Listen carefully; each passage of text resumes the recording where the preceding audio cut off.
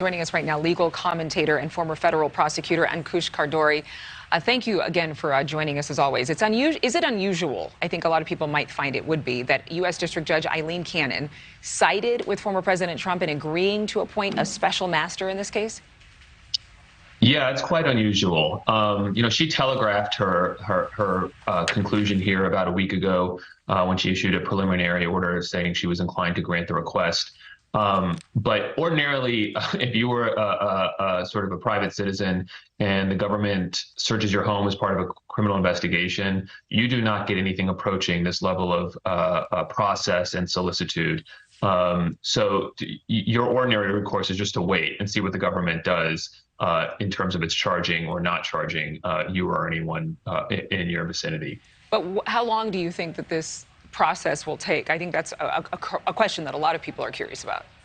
Yeah, very understandably. I mean, I think at a bare minimum, it would be weeks. I would think most likely we're looking at some months here, because I think there may very well be disputes even about the process by which the special master undertakes its review that the litigants will need to work out with the judge's oversight. And I think that, we also need to just bear in mind that even now the existence of this process, the sort of additional layer, is going to create new sort of opportunities for additional delays in the process and potential ways for sort of Trump to sort of insert himself in the government's investigation. So there's a new sort of element of uncertainty here, in addition to kind of just trying to assess the likelihood of some possible delay. Who would even be qualified to do this job of a special master?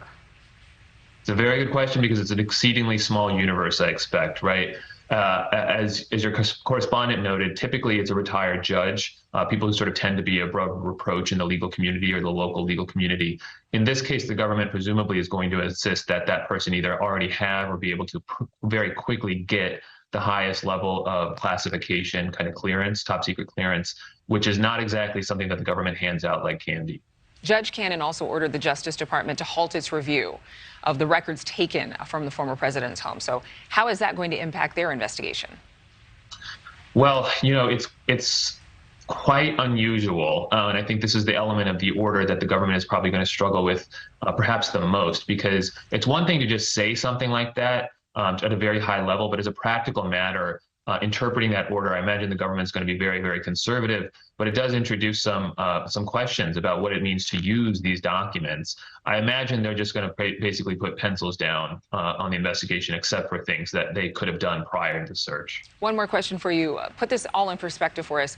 How big of a win is this for the former president, or how big of a loss is it for the Department of Justice? It's a meaningful win for Trump. Not only does it create this process that is now going to create some delay and potential options for him to kind of create sort of further wins for himself. But as I mentioned, this is introducing now a new level of uncertainty and a new sort of level of review here by a judge who is clearly sort of inclined to side with Trump on some of these issues. So it's a significant win for Trump. If I were his lawyers, I would be feeling quite happy about the development. Ankush Khardori, thank you very much for being with us this morning. Thanks for having me. Thank you for watching. Go to newsnationnow.com to find NewsNation on your television provider. And don't forget to click the red subscribe button below to get more of NewsNation's fact-driven, unbiased coverage.